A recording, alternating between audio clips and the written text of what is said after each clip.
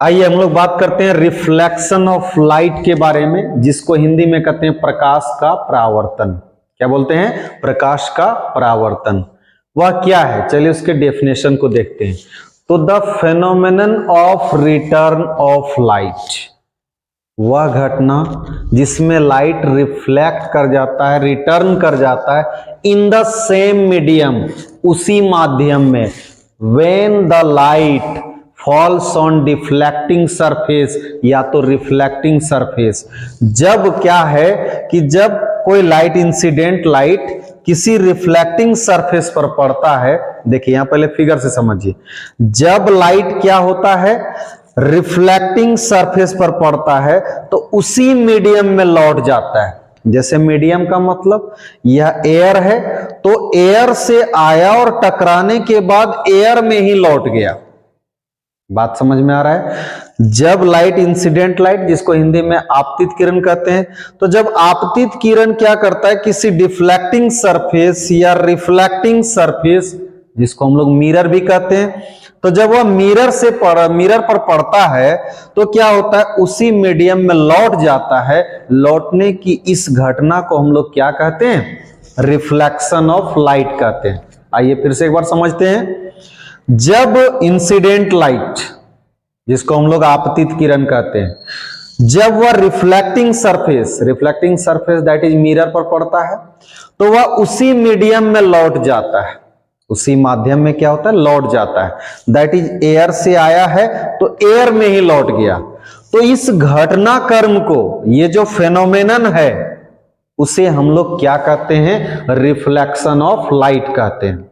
वही लिखा हुआ देखिए, द फेनोमेनन ऑफ, वह घटना, ऑफ रिटर्न ऑफ लाइट, इसमें लाइट क्या करता है? रिटर्न कर जाता है। इन द सेम मीडियम, उसी माध्यम में, मतलब उसी माध्यम में, एयर में ही। व्हेन द लाइट, जब लाइट फॉल्स ऑन ये डिफ्लेक्टिंग सरफेस या रिफ्लेक्टिंग सरफेस, जब रिफ्लेक्टिंग सरफेस पर पड़ता है तो वह उसी माध्यम में लौट जाता है। इज नॉन एज, उसे भी हम लोग क्या कहते हैं? उसे ही हम लोग कहते हैं रिफ्लेक्शन ऑफ लाइट। एक डिफिनेशन हुआ कि वह घटना जिसमें मतलब इंसिडेंट लाइट रिफ्लेक्ट कर जाता है उसी मीडियम में, उस घटना को हम लोग रिफ्लेक्शन ऑफ लाइट कहते हैं। एक डेफिनेशन ये हुआ जो इजीली आप याद कर सकते हैं। मान लेते हैं ये नहीं याद हो रहा है तो फिर एक अदर डेफिनेशन देखते हैं। The phenomenon of change of direction, वह घटना जिसमें क्या होता है? चेंज हो जाता है, डायरेक्शन बदल जाता है। किसका? ऑफ लाइट का। आफ्टर हीटिंग रिफ्लेक्टिंग सरफेस, जब रिफ्लेक्टिंग सरफेस को हीट करता है तो उसका डायरेक्शन ही बदल जाता है। तो इस घटना को हम लोग क्या कहते हैं? इस फेनोमेनन को क्या कहते हैं? रिफ्लेक्शन ऑफ लाइट कहते हैं। फिर से देखिए, the phenomenon of change of direction of light, वह घटना जिसमें क्या होता है? लाइट का डायरेक्शन चेंज कर जाता है आफ्टर हीटिंग मतलब जब वो पड़ता है या गिरता है, किस पर? रिफ्लेक्टिंग सरफेस पर। इज कॉल्ड, क्या कहला जाएगा? Reflection of light. अब इसमें देखिए क्या क्या होता है रिफ्लेक्शन के दौरान। जैसे ये इंसिडेंट लाइट पड़ा इस पर, तो ये रिफ्लेक्ट कर गया इन द सेम मीडियम, उसी माध्यम में लौट गया। अब इन दोनों के बीच हम लोग क्या करेंगे? एक नॉर्मल डालते हैं। ये इमेजिनरी लाइन है, ये भी इमेजिनरी लाइन है, ठीक है। तो जब हम लोग इसमें नॉर्मल डालते हैं तो नॉर्मल और इंसिडेंट रे के बीच के एंगल को ध्यान रखना है। नॉर्मल और इंसिडेंट रे जो है उसके बीच के एंगल को हम लोग कहते हैं क्या? एंगल ऑफ इंसिडेंस, जिसको हिंदी में कहते हैं आपतित किरण। और नॉर्मल और रिफ्लेक्टेड रे के बीच में, इसमें नॉर्मल और रिफ्लेक्टेड रे के बीच में जो एंगल बनता है उसको हम लोग क्या कहते हैं?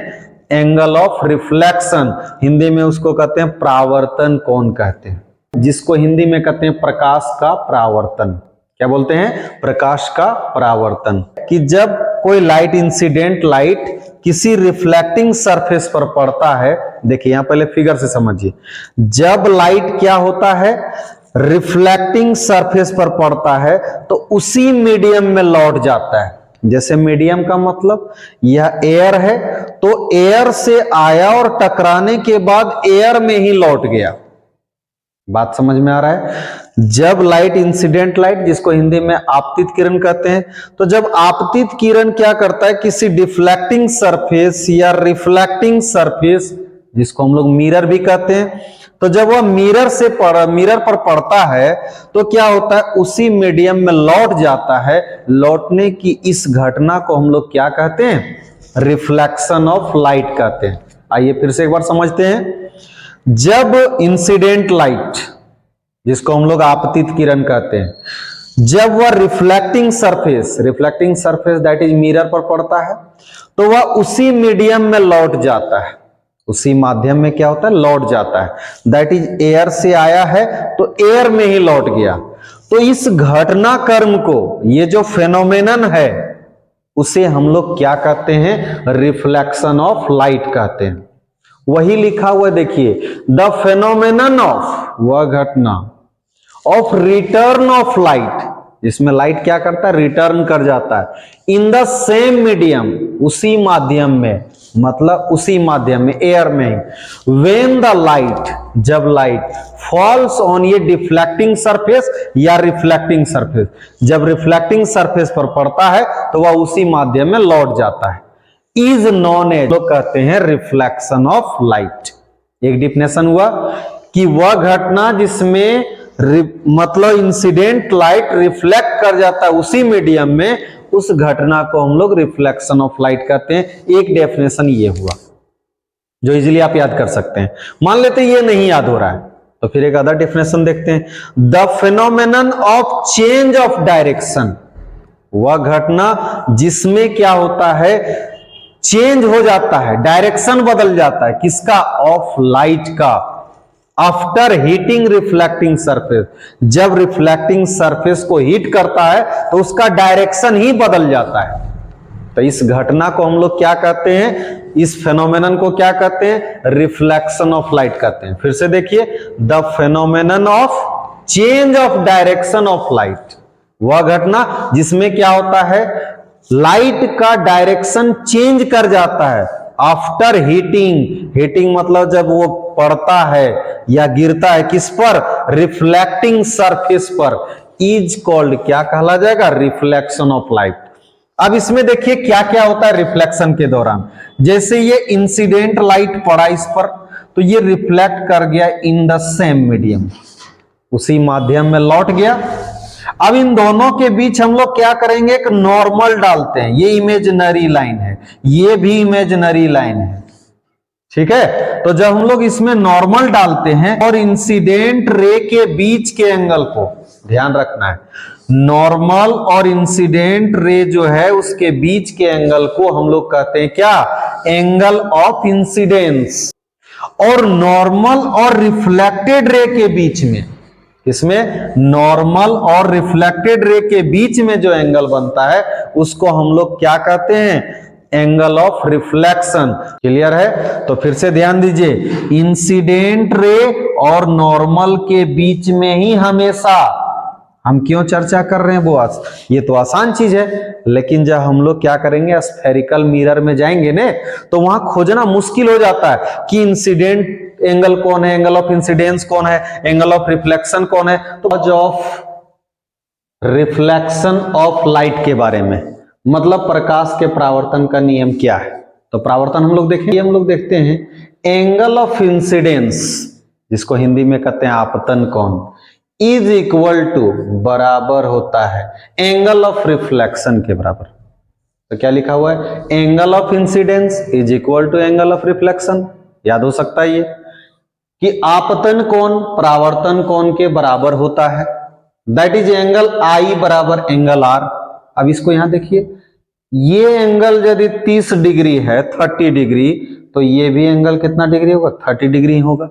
तो वही ना लिखा हुआ है, angle of incidence that is angle I is equal to, बराबर होता है एंगल आर के। तो एंगल आर क्या कहलाता है, एंगल ऑफ रिफ्लेक्शन, इसलिए लिखा हुआ है angle I is equal to angle R. पहला टर्म क्लियर हो गया। दूसरा देखिए, incident ray incident ray, reflected रे, दूसरा reflected ray, and normal lies on the same plane. कहने का मतलब है कि मान लेते हैं कि यदि ये रिफ्लेक्टिंग सरफेस है तो ये एक लाइन नहीं ना होता है, यह होता है एक प्रकार का प्लेन मिरर होता है। अब क्या होता है इसमें, देखिए इस चीज को समझिए कि ये इंसिडेंट रे और ये रिफ्लेक्टेड रे और नॉर्मल, ये तीनों एक ही प्लेन पर लाइज कर रहा है। ये जो आपका दिख रहा है ये आपका एक प्रकार का प्लेन है, तो इस प्लेन पर इंसिडेंट रे भी लाइज कर रहा है, नॉर्मल भी लाइज कर रहा है और रिफ्लेक्टेड रे भी लाइज कर रहा है। तो कहने का अर्थ है incident ray, reflected ray and normal lies on the same plane, एक ही प्लेन पर लाइज करता है। तो यही लॉ हुआ। पहला क्या हुआ, angle of incidence is equal to angle of reflection, मतलब आपतन कोण परावर्तन कोण के बराबर होता है। और दूसरा incident ray, reflected ray and normal lies on the same plane, ये तीनों एक ही प्लेन पर लाइज करते हैं। तो ये है आपका laws of reflection of light. अब हम लोग देखते हैं नोट में क्या लिखा हुआ है कि लॉज ऑफ रिफ्लेक्शन जो है, मतलब प्रकाश के परावर्तन का नियम, आर ऑबेड बाई, वह पालन किया जाता है, plane as well as curved reflecting surface. अभी जो हम लोग बनाए थे उसमें क्या था, एक प्लेन मिरर लिए थे और उसमें लॉज ऑफ रिफ्लेक्शन को दिखा रहे थे। लेकिन लॉज ऑफ रिफ्लेक्शन क्या है कि प्लेन के साथ साथ कर्व्ड सरफेस भी यदि रहेगा तो वहां भी लॉज ऑफ रिफ्लेक्शन लागू होता है।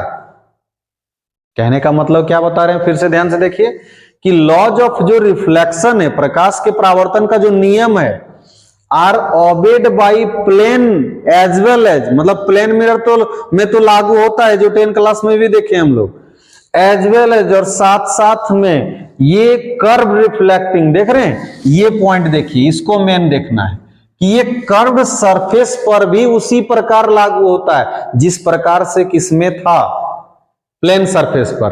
प्लेन सरफेस पर अभी क्या पढ़े, angle of incidence is equal to angle of reflection.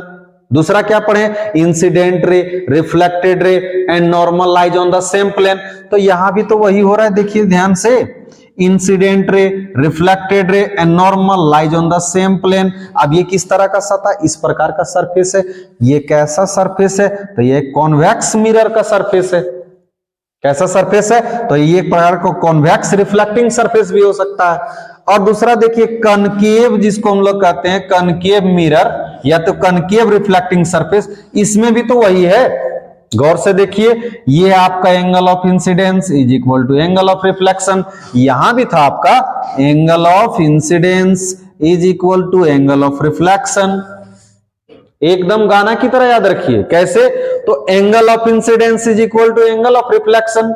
और दूसरा क्या हो जाएगा, incident ray, reflected ray and normal lies on the same plane. तो ये सभी पर लागू होता है, प्लेन मिरर पर भी लागू होता है, और साथ ही साथ कर्व रिफ्लेक्टिंग सरफेस, और कर्व में दो हो जाएगा, एक कॉन्वेक्स हो जाएगा, दूसरा कनकेव हो जाएगा। और ये दोनों किसका पार्ट है, तो स्फेरिकल मिरर का पार्ट है। क्लियर हुआ, तो ये